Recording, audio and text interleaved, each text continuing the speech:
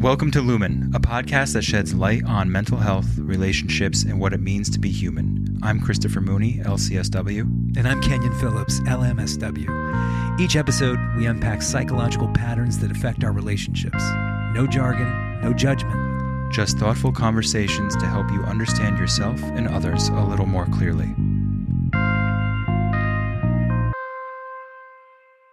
Last time we were talking, we mentioned obsessive negative thinking. I think we've talked about it. It's come up a bunch, right? I mean, And it happened this morning. It happened this morning. It comes up like every day, I think. Right? Yeah, like this idea of like just our negative self-talk. It comes up in sessions. It comes up in our own personal life. Right. Yeah. So when did it come up this morning? What was? I was on my way here to do this podcast, and I realized I had forgotten two pieces of equipment. I'd forgotten these cables that we needed. And it turns out we didn't even need them. Yeah. Because we're fine. We're set up without fine. them. But in my mind, I jumped to a conclusion. I jumped to the conclusion that it was a catastrophic one. Yeah. So it was like, I jumped to this conclusion that because I forgot the cables and it was too late for me to turn around and get them, that today's recording session was going to be a total bust. And moreover, you were going to quit the podcast. You were going to give up on me because I'm just like too unreliable. Right. So I totally spiral. catastrophized. Yeah. And it's a spiral, right? Because it just keeps building and building and building like a runaway train. Yeah. And then there's shame. Like the spiral, the shame spiral starts going. And then it keys into this historical thinking that I've had probably ever since I was a kid, that like, I can't really afford to make mistakes, or, you're just one mistake away from getting fired from life. Right. Yeah, from everything, right? Yeah. It's like you get fired from your family, from relationships, from job, from everything you're doing. That's meaningful. Yeah, it's interesting. We have this negative spiral all the time. And I think that for some reason the human brain is wired to focus negatively rather than positively. Like it takes a ton of work to consistently remain focused on the positive. It is. And I agree with you. Like it's probably biological because how have we stayed alive? How have we propagated as a species? By scanning for danger. Right.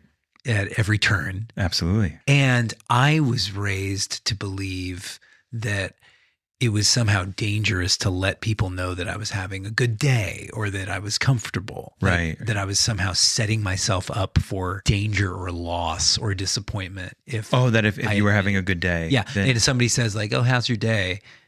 Don't be careful. Don't say like, oh, everything's going great. It's a really good day. Because, is that like a superstition, or was it just a worry that something like the other shoe was going to drop, or what do you think that was? I mean, it could have been superstitious. Like, don't jinx it, Italian, right? Yeah. But there was, but no, I think more than that. Sometimes we look at the word fear and we break it down into future events already ruined, where we're just constantly anticipating disaster. It's catastrophizing, right, before anything even starts to stress you out. Well, one of the other cognitive distortions, and we're going to get into some of the other distortions today. So there's catastrophizing, which you have mentioned a couple of times, and then there's fortune telling. That's what it is. It's fortune telling and catastrophizing together. So combined. So we do this. Absolutely. Why not go to the buffet and take every negative thinking style we have and just have a little bit of a sample all of them? Because that's kind of what we do. That's what they serve at Golden Corral. That's right. The negativity buffet. I do that.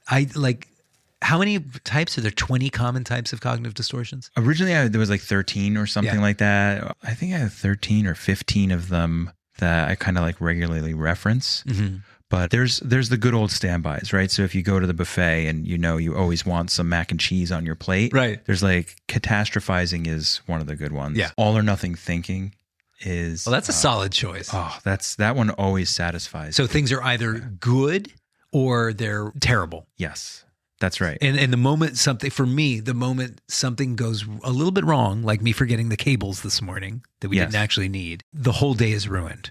And the whole podcast is ruined. Right. And our whole partnership is ruined. That's right. So the all or nothing is like, I forgot these, therefore the podcast is ruined. Mm-hmm.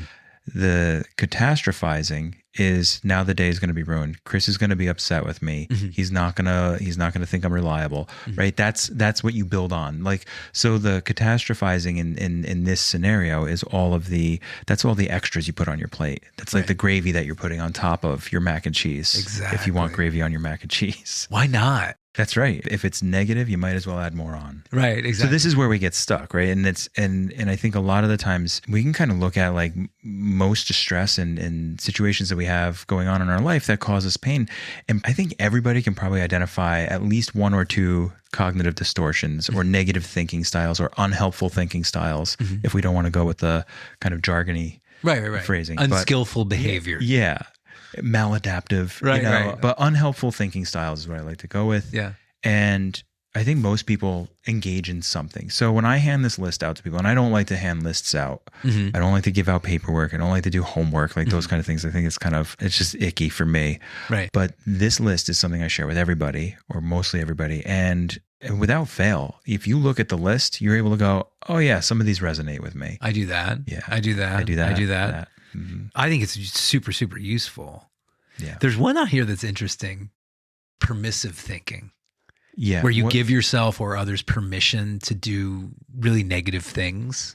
Yeah. So tell me more, like what jumped out about permissive thinking? It's kind of like having your cake and eating it too, to a certain extent. There's like a hypocrisy, an underlying like hypocrisy to it that can be soothing. And I think about it a lot because I've worked with a lot of people with SUD, with substance use disorders.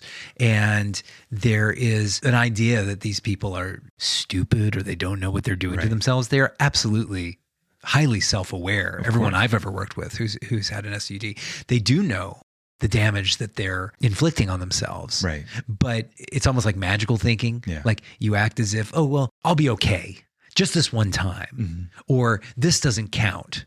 Right. You know, it's that idea that people talk about, well, it doesn't count if you eat it on vacation. You know? Right. What happens in Vegas stays in Vegas kind of idea. But yeah. But I see that a lot where you'll have somebody who's highly intelligent with high amount of insight, nevertheless engaging in maladaptive behaviors, unhelpful behaviors, unuseful behaviors, and saying, well, you know, it's okay. Right. I can do this. I give myself permission. You know, a lot of times you'll see it with like a partner or a child or a parent of a client. A client will make excuses for them essentially. Yeah. And then what happens is after the behavior, then all of the other negative things start, like that shame cycle, right? That spiraling, or the personalization where this is all about me. Look at what I did. It's the hangover the next morning. Yeah. When people are like, oh, I can't believe I did this. I told myself I wasn't going to do this. And then I failed. Right. And so you think about like we have to think about some of the underlying feelings and thoughts behind some of these negative thinking styles. Yeah. Because they have a use, right? I mean, like we've adapted to a point where we go to these very readily. We must think they're useful for something. Yeah, I wonder. I think that's where I'm kind of stuck often is like, how are they used? How is generalizing useful? I guess it's human condition to categorize things, right? So if we can look at a situation, kind of assess it quickly. So I think a lot of these thought processes started as maybe categorizing, and helping us to kind of compartmentalize threats or how to survive. But as with most things, we've taken it to the nth degree and abused it really, to the point where it's really harmful. That's a really good point. A lot of these behaviors that are labeled maladaptive or harmful start as a good thing. They start out as something that's positive and useful, and it's almost like it gets cancer and it just becomes overwhelming or too much or taken to an extreme, and then it becomes maladaptive. Absolutely. This is what we look at with substance abuse, right? You know, if somebody has a drink now and then, or maybe they smoke a joint or whatever it might be, once in a while it might not be so bad for somebody. Other people can't, right? Because it just there's no stop to it, or it becomes too much of a thing. Right. And that's with anything that we do label maladaptive. Any behavior. And we've talked about a lot of these behaviors before: shopping and sex, gambling, all of these things. Work. It's anger. Yeah. Anger's, I've talked about it before. Anger is that great drug. We love anger, does everything for us. Rage can get you really high. Oh yeah. And then it makes you feel really bad afterwards. There's a bad hangover after anger. Yeah.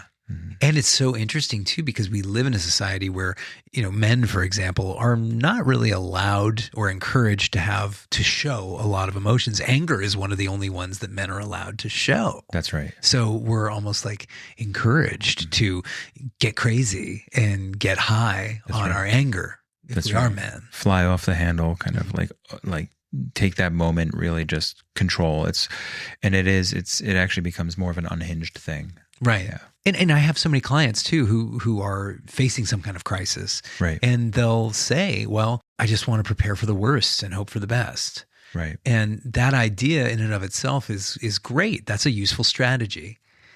But we just take it to an extreme when we're preparing for the worst. Well, preparing for the worst becomes expecting the worst. And I think that's where there seems to be this switch that flips from let me prepare and just, have all of my bases covered and then still really hope that this is going to go well and believe that. I mean, I think there's a difference also between thinking like preparing for the worst, hoping for the best, and then actually believing the best is going to happen. Absolutely. And then kind of like expecting the worst to happen. Yeah. And I think that's where things shift. And that shifts for multiple reasons. I think that shifts because of what we're used to, our experience. If we had a couple tragedies or trauma in our life, or if we're a little more depressed or anxious even, we start to look at like how experience builds up, and then we start just expecting things to go badly. Right. Our view of self, if our self-esteem is not maybe where it could be, then we start to just expect that things are going to go poorly. I use the word could specifically because one of the cognitive distortions we're going to get to is the word should. Exactly. And should's a bad word. Should's a really bad word. It's actually, it's a very... I was just going over this with a client yesterday. Yeah. So we're going to come back to the word should. But when we have this prepare for the worst, hope for the best, we really want to focus on what hoping for the best means. Right? What does that look like? What does it look like? What do we tell ourselves? How do we participate in that? I think that's a really important part of this too, is we have a lot of say. We have a lot of agency in being able to participate in how things play out. We can't just sit back and allow life to happen to us. We have to participate. Yeah. And I think part of that is visualization, like saying, okay, which can sound a little woo-woo, but okay, I'm going to imagine, specifically visualize how this is going to go well for me. Yeah. Whatever the situation is. Play it through, right? A pitch, a confrontation with, that's maybe with a family member we're not sure about. If we lean into negativity, I mean, why not? It's like you're rehearsing, right? You're rehearsing for a negative outcome. That's right. Or we can rehearse for a positive outcome. And rehearsal works. I've come from a theater background, performance background. Of course. Rehearsal works. We practice for a reason. Right. Teams practice for a reason. Athletes do this all the time. They visualize what playing out the win. They play out, if it's, I'm obsessed with hockey, as you know. So it's like they'll play through the plays in their head. When I talk to my son about a goalie, I'm like, visualize the puck coming at you and being able to grab it out of the air, where it's going to be. Like you play the tape through positively. Right. We're really good at playing the tape through negatively, but it's practice. So in sports, we visualize, play it out to see how we can participate differently, and it becomes rote. And the more we practice, the more of those behaviors and our actions become automatic too. Right. So if you go into that situation, it's just going to be second nature to be like, oh no, I'm going to look at this in a positive way. Right. So that's one way of kind of combating some cognitive distortions, right? You start focusing on the positive and then playing that tape through consistently. And we have to actually counteract these things actively. Once you recognize, oh yeah, I do like this cognitive distortion, I do this cognitive distortion, I have this unhelpful thinking style, then we look at, then once you identify it, that's great, you've identified it, but there's more steps to. Well, yeah. One step is like, I call it like taking it to trial. So we have the cognitive distortion. Okay, we've identified it. Let's look at the evidence for and against it. Right. Yeah, literally put it on trial. Right. People that I've worked with love this exercise because it's kind of like, it can be a little hokey, but it actually is fun to play it out and say, okay, this is what the prosecution is going to say about what an awful person you are. Exactly. And what's your defense? How are you going to prove to the jury that you're not that thing that the prosecution, oftentimes our brain, says about us, right? These are all like, our brain sometimes works against us, strangely. The brain can be a very dangerous, scary place. It can be. My friend Tom says, don't go in there without a flashlight and a gun. In backup, backup. And I think that's, hey, listen, therapy can be seen as backup. There you go. So yeah. it's funny. You mentioned the kind of the practice and the visualization, I think of it as one of the other words I use for it all the time is it's this fantasy. And I think people always think, oh, I shouldn't, we think about fantasizing and it has all other connotations to it, but we're allowed to fantasize positive things in our life. Right. And it is a fantasy. But because you're playing this thing out in your mind, but it's nice. It's nice to go there. We're allowed to. We fantasize about negative things all the time. Well, that's exactly what I was going to say. Like, who's to say that, imagining a negative outcome is any more likely than imagining a positive outcome? Right. Yeah. It doesn't cost anything to imagine a positive outcome, but it does trigger a certain level of vulnerability. Yeah. It's risk, feel like, right? Oh, I don't know. Just like when we were talking about connection last week, right, and the vulnerability that requires, in order to actually have some kind of level of intimacy and connection with somebody, it's scary. And I think it can be scary to imagine a positive outcome and to think, well, my defenses are down. There's risk. It's vulnerable. It's vulnerability. You could get hurt. So the risk is I could get hurt here. There's vulnerability. And we often don't want to put ourselves in that position because we don't like feeling pain. Again, we're going back to fear of pain. Right. Human beings do not want to feel pain at all. So we will do whatever we can to avoid it. Including cognitive distortions. Which are hurting us. So it doesn't really make sense when we engage in these things. But I think, again, initially, we use some of these techniques, these thinking styles to maybe mitigate or prepare for what could hurt us and just identify it. But the problem is it's a runaway train. Right. We start perseverating on it, and perseverating, it means just over-focusing, just continuously focusing on it. Exactly. And then it becomes a loop. And then how do we get out of the loop? I have a lot of people say, I can't sleep. I lay down and all these negative thoughts just start going on a loop. And I'm like, what do I do to get out of that? Right. So going back to our last conversation about connection, and I think we even mentioned laying in bed at night, grabbing your phone. Social comparison is another cognitive distortion, and that wasn't like one of the original. Like there was the original chunk of I think 13 that we went with. But now as we've kind of expanded on some of these, social comparison is one of these loops. I think that's more relevant today than maybe it was in the way past. More relevant with social media. Or I think it's actually just more prevalent, maybe. So there's always been an issue with social comparison, but I think now we see we're comparing and despairing constantly because it's in our faces. Yeah, if I have a screen in my hand at all times, I have constant access to how awful I'm doing and how much better somebody else is doing.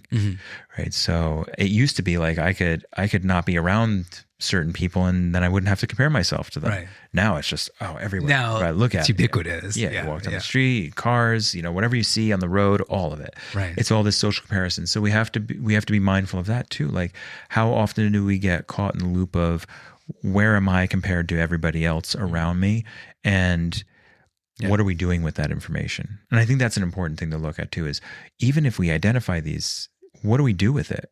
Do I stop? Do I strive for more? Do I beat myself up with it? Well, I think recognizing something about these obsessive negative thinking styles, recognizing that it saps the joy out of our days. It's a cognitive distortion to say we have good days or bad days. The way I experience my days is there are really great moments and then there are some really challenging moments. Absolutely. And how do I avoid characterizing a day as a good day or a shitty day? I think comes from just expectation, managing expectations. One of the happiest people I've met ever, this guy, Brett Thorne, old friend of mine, food writer, he has always maintained that.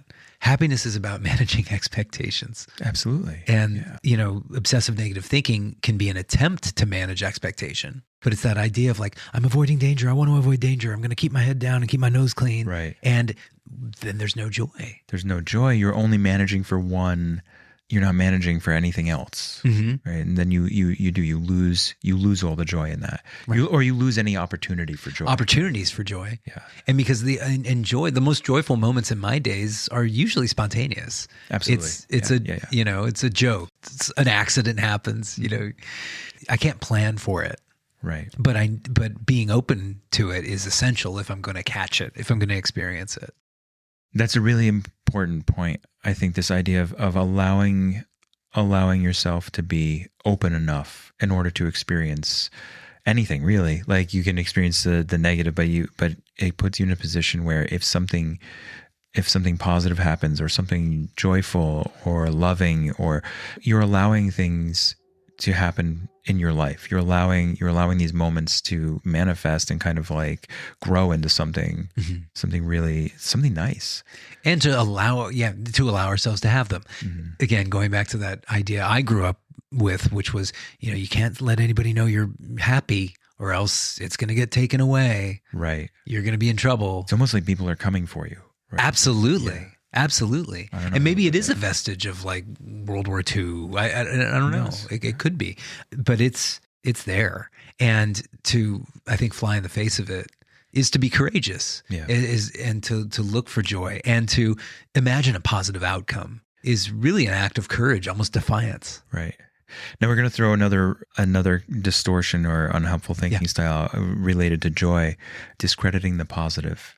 Exactly. So when we do have joy or something positive in our life, we often overlook it, or we highlight all the things that are negative still, to actually not even allow ourselves to appreciate the joy. Yeah. So if we have something positive happen in our life, often we'll kind of say, yeah, but, right? It's always, yeah, but this, or, oh, well, that went well. However, there's these like 6 other things that were going wrong, or I didn't do this, right? I didn't deliver on this. I didn't, I think about even when we do these podcasts together and some of the work we're doing together, and you've been really great. You've been like, oh no, that was great. This was awesome. The energy was up, all this. And I'm like, yeah, but I didn't, or I think about something that I missed in my head. I'm like, right. Man, I wish I had talked about that thing. And so we could have this really positive experience, and we still have to discredit it. We're still not allowing ourselves to really fully enjoy the moment, or just look at the things that went really well. Absolutely. We have to focus on the bad parts. Well, that's how we're wired too. I mean, you can get, after a performance or a sporting event or something, you'll get a million compliments. You won't remember them as clearly as the negative criticism that you received. That's right. 10 people told me I was great in the game, and 1 person told me I sucked. That's right. We will tend to focus on that negative comment. It somehow seems more valid. Right. And it's perfectionism too, right? I think that gets sprinkled into all this. If we're thinking about the buffet, that's more gravy we're adding on. Salt. That's the salt. The salt of perfectionism. Right. I like that. Yeah. But no, the perfectionism is ubiquitous too. And, I'm just thinking about the world we're living in with AI and enhancement. We can achieve a certain level of superficial perfection. Right. ChatGPT does all our writing for us. We don't have typos anymore necessarily. It's really deceptive. Yeah. I was thinking perfectionism as we're doing like recordings, and when I'm looking around on some social media and just kind of like getting back like in order to kind of like do what we're doing, because I had just gotten off of everything for years, right. and it felt great. I was like, I love being off of all of this. Yeah. Getting back on, I was like kind of cringing doing this. And I read this, I don't remember where the article was. It wasn't just a headline or a thing on social media, but there was a reference to an article about recordings now being, because of the rise of AI and all the face smoothing and skin smoothing.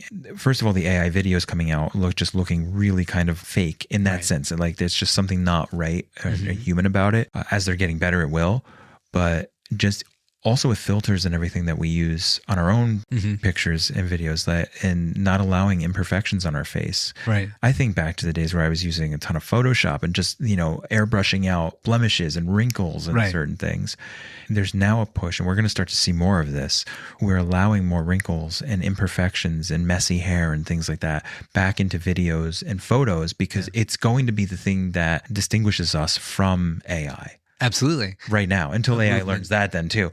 But right. No, a movement towards imperfection. Yeah. And there is, there has for years. I remember as a musician recording, drum machines had something called human error. Yeah. That you could turn it up or turn it down if you wanted the drum machine to seem a little bit more human. But no, absolutely. I love, it's in keeping with this idea of almost like a spirituality of imperfection. Right. Where imperfection becomes aspirational because it's human. Yeah. And that's exciting to me because I'm terrified of everything becoming so automated. Automated and superficially perfect. Mm-hmm. But I like that. What did you say? It was imperfection. A spirituality of imperfection. Yeah, but it was this imperfection becomes aspirational. Something we aspire to. Yeah. Like messy hair in a video or a booger in our nose. Right. I mean, we talked in the last podcast. I might draw the line at that. Right. Maybe. But you've talked about how being human, we've talked about how being human is messy and sometimes gross. Yeah. And there is, I think, a tendency that I'm aware of within myself to want to make everything perfect and present everything that I do in the best possible light. Right. And I had a great shrink once who just said, Kenyon, perfection is death. Death is the only thing that's actually perfect. Everything else is an attempt at death. So what you're chasing is being dead when you're being perfectionistic. Right. So to remember that is really useful. I think so. I think this idea that we can actually embrace. It doesn't have to be all the gross kind of human-y stuff. We make mistakes. We bump ourselves. You can't go through life not getting bumped up, and having bruises and scrapes and scratches. Scars, yeah. Right. Yeah. Sometimes they're scars too, right? Sometimes they're deeper. Sometimes it's just an abrasion. I don't know. Sometimes we like things to be a little worn. Well, there's something that's happening in Hollywood, interestingly. It's been happening, especially for female actors. They're getting so much work done that when a role calls for a more mature woman, female character, who's a grandmother, say, they're getting tougher to find. Right. Because especially in Hollywood, we're image obsessed and we have actors have agents telling them, you got to stay young, you got to stay young, you got to stay vital and relevant and, use filler and injections. We're losing character as a result. And there are certain actors who haven't specifically intentionally have not done work and they're getting a lot of work now. Yeah. Character. We were talking before about some of these bumps, scrapes, aging, experiences we've had in life. It gives us character. It allows us to be different. It's the same thing with AI going back and not removing the character from ourselves, allowing some of the imperfections to show through. It gives us that flavor. Yeah. It's what differentiates you and me and 15 other people in a room at a time. We want that. We don't want the homogeny of everything. Yeah, we don't want that. And yet we have this, we've talked about it too, this biological urge to conform.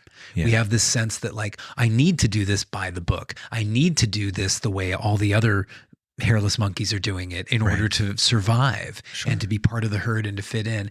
And so it can be a fine line where, yes, style is good, flavor is good. The little things that make us ourselves I'm a humanist, I'm an individualist. I love that.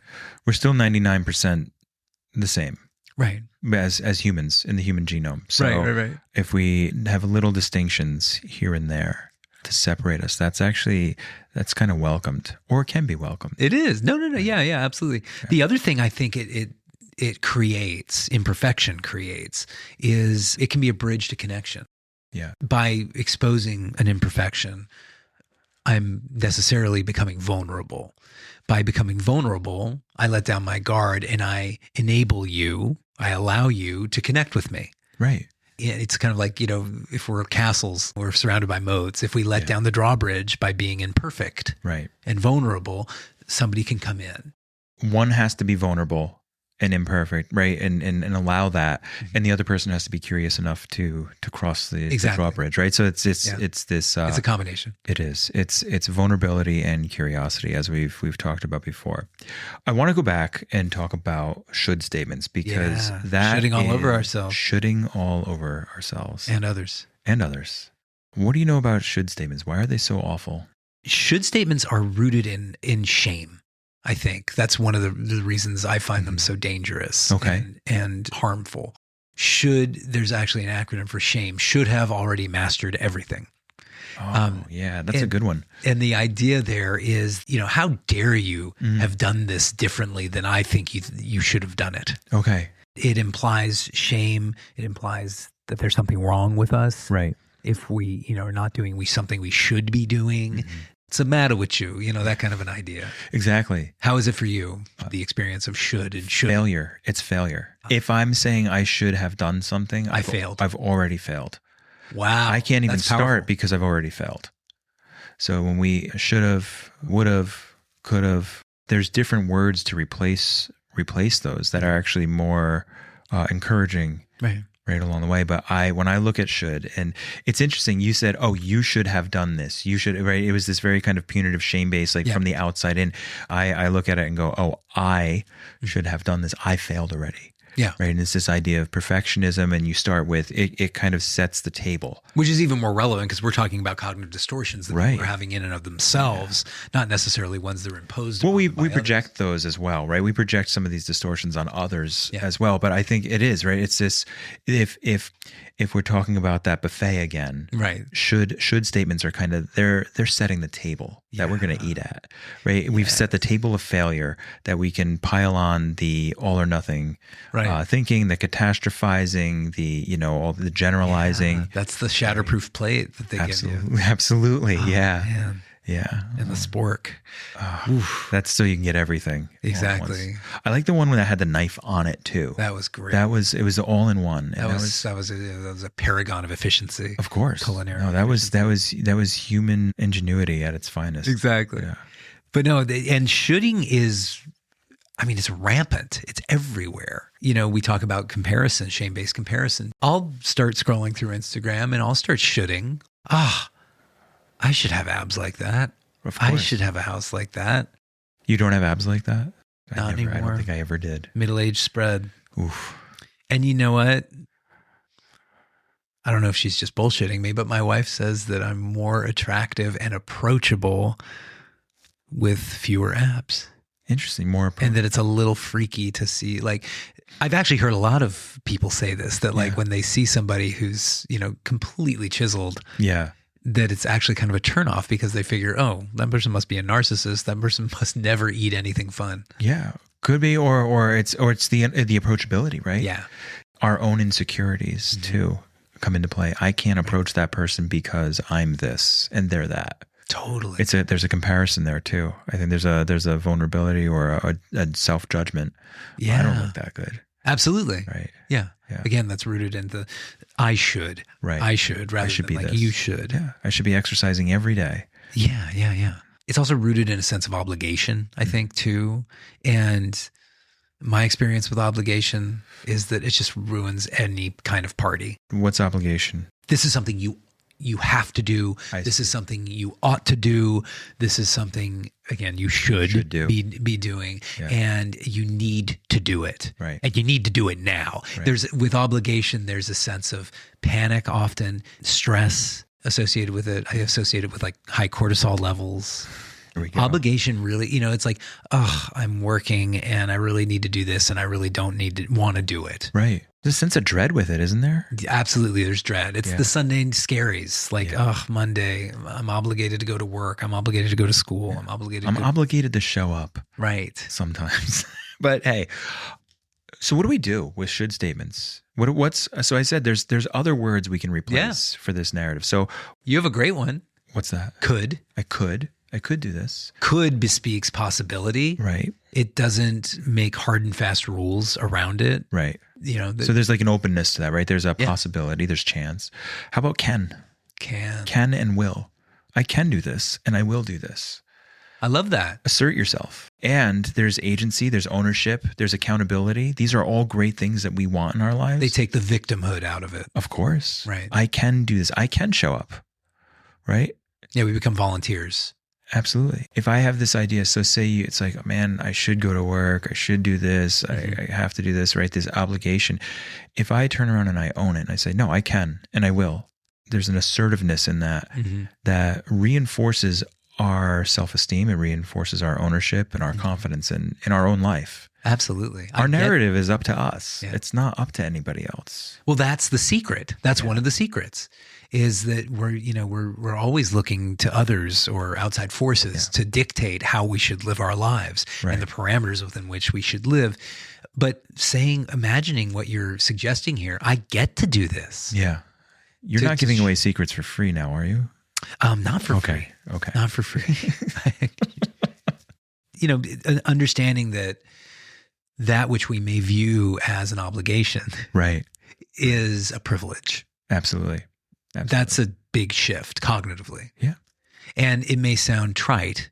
It may sound like BS when it's initially presented, but what if I really get down with that? Right. And think, okay, making a gratitude list. What are the things in my life for which I can be grateful, that I'm actually thankful for every day? Yeah. We see what we look for. If I want to come up with 10 compelling reasons why my life sucks, I will find them. Of course. If I want to come up with 10 compelling reasons why I'm blessed and I have a really good life and life is worth living, I will find them. Absolutely. But that's your narrative. That's your choice, right? And you get to say, that's what we're talking about. This is what I want to do. Right. This is how I'm going to do this. And do I give myself agency? Right. The narrative is so interesting, right? This story that we tell ourselves in life and what we think is written. And that's a distortion in itself too. Oh, this is pre-written for me, or here's how this plays out. The thing that I like to go over with people and how I view this myself is that we've written the book, our life story is written only to the moment that we're in. Right. Right. The future chapters, the page that we're on isn't even completed yet. We have so much say over how the rest of that page goes, how the rest of the chapter goes, right, how the rest of the novel goes. And if we're willing to engage in it, if we're willing to set aside distortions, if we're willing to change how we want to look at life, right, how we want to engage with people. It's so helpful. We have so much agency, and it can be overwhelming and scary, but at the same time, we have a say. It's only up to us. Yeah. I think it's ultimately liberating if we choose to view it that way. It can be. And a mantra can be, we don't know yet. Right. Right. It's so easy, again, with these cognitive distortions and the negative thinking to say, I've thought out every scenario and they all suck. Yeah.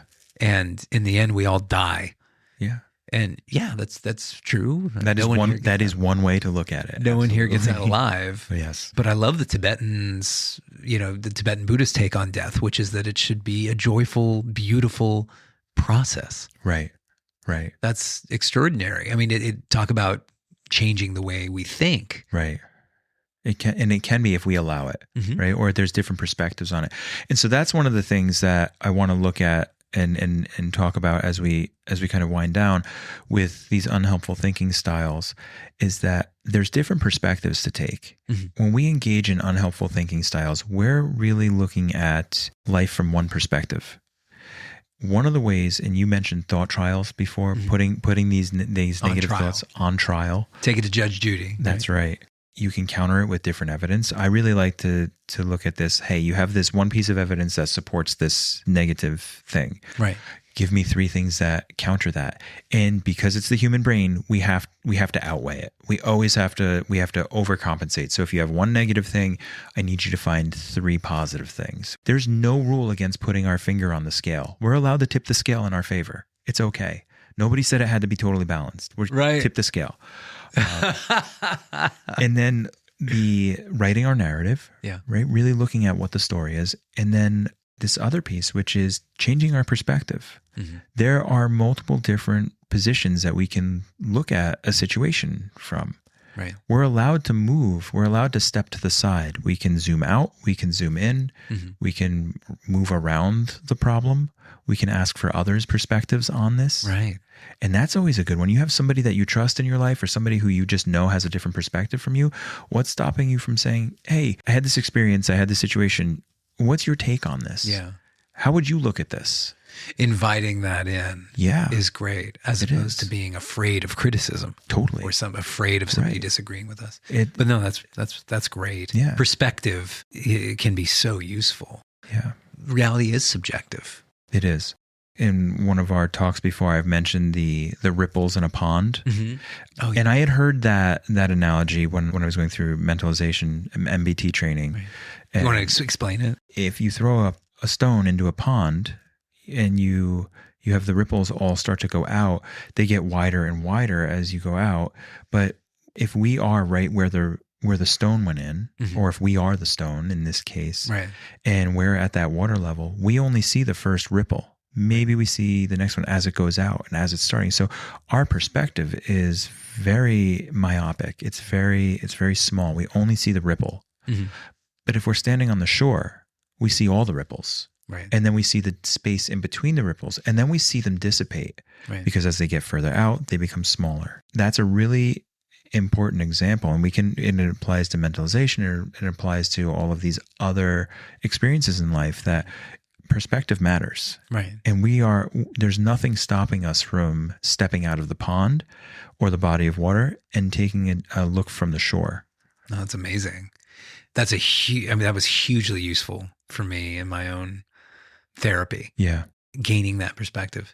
And just for the sake of explanation, mentalization, what do we mean when we say mentalization? The quick and easy way to think about this is understanding misunderstandings. Nice. Understanding another person and understanding a misunderstanding. So it is that sort of perspective shift. Yeah. How do you join somebody else long enough to help so that you understand them, and then how do you call attention to the misunderstanding between the two of you, and then how do you move to someplace in the middle together, rather than forcing somebody else onto your side or you being forced onto their side. There's space in the middle that we can meet, and where we can call attention to the misunderstanding that's happened and connect without blame. Connect on that, and then have a better understanding within that misunderstanding. What a useful skill to have in this day and age. Yeah, it's really, if we would engage in that. Yes, it is. It's a wonderful tool. Yeah. So this seems like a nice place to wind down. I feel myself winding down. I'm winding down. Maybe I'll just go to the buffet. There we go. I gotta get mac and cheese and gravy. Exactly. Without your perfectionism, the salt of perfection. Without the salt of perfectionism, I'm going to ease off the salt. Excellent. Low sodium diet. Thanks for listening to Lumen. If today's conversation resonated with you, we encourage you to follow, review, and share Lumen with anyone you think would appreciate it. We'll be back soon with another conversation designed to bring a little more light to the human condition. I'm Christopher Mooney, LCSW. And I'm Kenyon Phillips, LMSW. Until next time, take care of yourselves and each other. Lumen is for educational and informational purposes only, and is not a substitute for therapy, diagnosis, or treatment. If you're experiencing a mental health crisis, please contact local emergency services or a trusted mental health professional.